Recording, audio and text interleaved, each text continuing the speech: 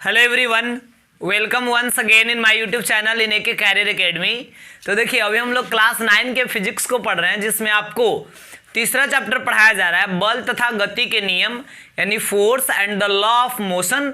और इसमें हम पिछले दो वीडियोस में आपको न्यूटन के गति का पहला नियम और न्यूटन की गति के दूसरे नियम को समझा चुके हैं। अगर आप वो वीडियो नहीं देखे तो इस वीडियो के डिस्क्रिप्शन में वो दोनों वीडियोस का लिंक है, आप वहां से देख सकते हैं। और आज के वीडियो में हम आपको बताने वाले हैं न्यूटन के गति का तीसरा नियम, और ये बड़ा सिंपल है और बहुत छोटा और बड़ा महत्वपूर्ण भी है, समझने वाला है। समझिएगा, यहां तीसरे नियम में कहा जा रहा है कि जब किसी वस्तु द्वारा किसी दूसरे वस्तु पर बल लगाया जाता है, मतलब जब किसी एक वस्तु द्वारा किसी दूसरे वस्तु पे बल लगाया जाता है, तो वह दूसरी वस्तु भी पहली वस्तु पर एक बल लगाती है। उल्टा, वो दूसरी वस्तु भी पहली वस्तु पर एक बल लगाती है, और उस बल का जो परिमाण होता है, यानी उस बल की जो मात्रा होती है, वह पहले वाले बल के ही बराबर होती है, लेकिन विपरीत दिशा में होती है। उसका जो डायरेक्शन होता है वो उल्टा होता है। विपरीत दिशा में जो होता है वो पहले वाला जो बल है वो होता है। अब जैसे मान लीजिए कि हम आपको एग्जांपल देते हैं, हम अपने हाथ से क्या कर रहे हैं कि इस दीवार पे बल लगा रहे हैं, इस दीवार पे हम अपने हाथ से बल लगाएं, तो ये दीवार भी हमारे हाथ पर उधर से उतना ही बल लगाएगी जितना हम दीवार पे लगाएंगे, ठीक है। और वो बल जो होता है विपरीत दिशा में होता है। जिस मुक्का से हम क्या करें कि इस दीवार पे मारेंगे, तो जितना तेज हम इस पे मारेंगे ना, जितना तेज इस पे बल लगाएंगे, जितना ज्यादा यह दीवार भी हमारे हाथ पे विपरीत दिशा में, मतलब अगर हम इस दिशा में लगा रहे हैं तो दीवार उसके उल्टा दिशा में बल लगाएगा, और जितना हम बल लगाएंगे उधर से दीवार भी उतना ही बल लगाएगा, जिसके चलते जब आप धीरे से मारते हैं तो हमको धीरे ही चोट लगता है, और तेज मारते हैं तो दीवार भी हमारे हाथ पे उतना ही बल लगाता है, जिसके चलते हमको बहुत ज्यादा चोट लगता है।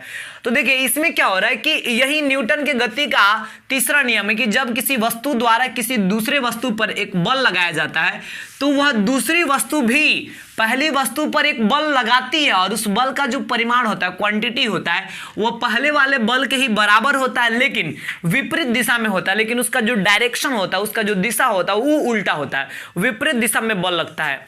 है समझ में?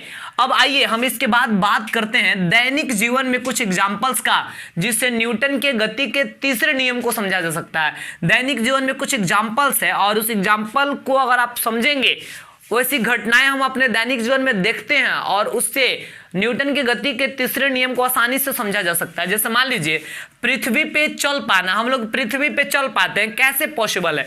पृथ्वी पे चल पाना कैसे संभव है? तो वास्तव में होता क्या है कि कोई भी व्यक्ति जब पृथ्वी पे चलना होता है तो हम लोग करते हैं क्या है कि सबसे पहले पृथ्वी को अपने पैर से पीछे की ओर धक्का लगाते हैं। जैसे जब हम लोग चलेंगे ना, तो हमारा जो पीछे वाला पैर होगा वो पृथ्वी को पीछे की ओर धक्का लगाता है, और जितना बल लगाकर पृथ्वी को पीछे की ओर हमारा पैर धकेलता है, उतना ही बल लगाकर पृथ्वी हमको आगे की ओर धक्का देती है, और हम आगे की ओर बढ़ते जाते हैं, आगे की ओर चलते जाते हैं। तो ऐसा इसलिए होता है क्योंकि न्यूटन की गति का तीसरा नियम यहाँ पे काम कर रहा है, क्योंकि हम पृथ्वी पे जितना बल लगा रहे हैं, पृथ्वी भी चूंकि हम पृथ्वी को पीछे की ओर धक्का देते हैं अपने पैर से, और पृथ्वी आगे की ओर यानी उल्टी दिशा में उतना ही बल लगाकर हमको धकेलती है, और तब जाकर हम आगे की ओर चल पाते हैं। तो ये न्यूटन के गति के तीसरे नियम को ही फॉलो कर रहा है। अब वैसे ही अगर हम बात करें, जैसे दूसरा इसमें एक उदाहरण देखा जाए, नदी तालाब वगैरह में नाव का चलना, तो आप देखते होंगे कि नदी तालाब में जब नाव चलता है तो वास्तव में होता क्या है कि नाव खेने के लिए जो पतवार होता है, यानी नाव में आप एक लाठी जैसा एक डंडा देखते होंगे मोटा सा, उसको हम पतवार कहते हैं। उसको टेक्निकली क्या कहा जाता है? पतवार। तो जब आप पानी में पतवार को चलाएंगे ना, तो पतवार को क्या किया जाता है कि पतवार से पानी को, यानी पतवार के सहायता से नाव में पानी को पीछे की ओर धकेला जाता है। पीछे की ओर हम ढकेलते हैं पानी को, ठीक है, पतवार की सहायता। इससे यानी पतवार है तो पतवार से पानी को नाव में पीछे की ओर ऐसे ढकेला जाता है। तो पानी को पतवार से जब पीछे की ओर ढकेला जाएगा ना, जितना बल लगाकर, पानी भी नाव को उतना ही बल लगाकर आगे की ओर धकेलती है, इसलिए पानी में नाव जो है आसानी से चल पाता है। और यहाँ भी देखिए, न्यूटन का गति का तीसरा नियम काम कर रहा है, क्योंकि यहाँ भी एक वस्तु जब दूसरे वस्तु पे बल लगाया तो दूसरे भी पहली पर उतना ही बल लगाया, लेकिन उसका डायरेक्शन चेंज हो गया, उल्टी दिशा में बल लगाया। अब वही एक और एग्जांपल हम आपको समझाते हैं, बंदूक का प्रतिक्षेप। बंदूक का प्रतिक्षेप कैसे होता है, बंदूक के प्रतिक्षेप का मतलब क्या होता है। तो जैसे मान लीजिए कि हमको शूट करना है, हमको बंदूक चलाना है, आपको हम समझाते हैं। जैसे मान लीजिए कि ये गन है और हमको बंदूक चलाना है, वास्तव में ये गन है नहीं, ये हमको बंदूक चलाना है। तो हम क्या करेंगे, जब भी बंदूक चलाना होता है ना, तो एकदम टाइट हाथ से, मतलब जोर से हमें बंदूक को पकड़ना पड़ता है, और जोर से पकड़कर तब हम बंदूक से गोली मतलब छोड़ते हैं, यानी बंदूक से शूट किया जाता है किसी को। लेकिन आप सोचिए कि बंदूक हमें चलाना है और बंदूक को ढीला हाथ से पकड़े हैं, टाइट नहीं पकड़े हैं, तो जानते हैं क्या होगा, बंदूक से गोली निकलता ना बहुत तेज, यानी बंदूक से आगे की ओर बहुत तेज बल लगता है, जिसके चलते गोली बहुत तेजी से निकलता है।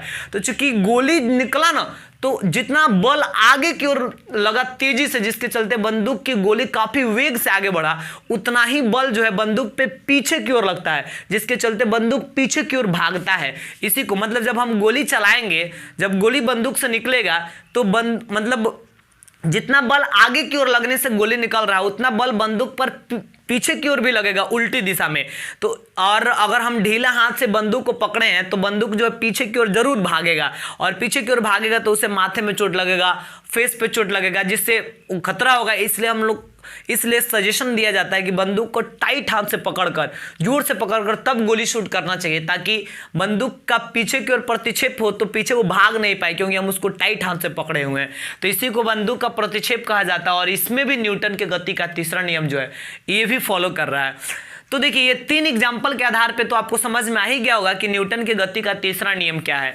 तो उम्मीद करते हैं कि आपको न्यूटन की गति का तीसरा नियम भी समझ में आ गया होगा। तो ये काफ़ी छोटा है और इस वीडियो में हम इतना ही रहने देंगे, और अगले वीडियो में हम आपको बताने वाले हैं इस चैप्टर के, यानी बल तथा गति के नियम वाला जो चैप्टर है, इस चैप्टर में जितने सारे भी न्यूमेरिकल क्वेश्चंस हैं, लगभग 6-7 न्यूमेरिकल क्वेश्चंस हैं, और उसको हम अगले वीडियो में सॉल्व कराएंगे।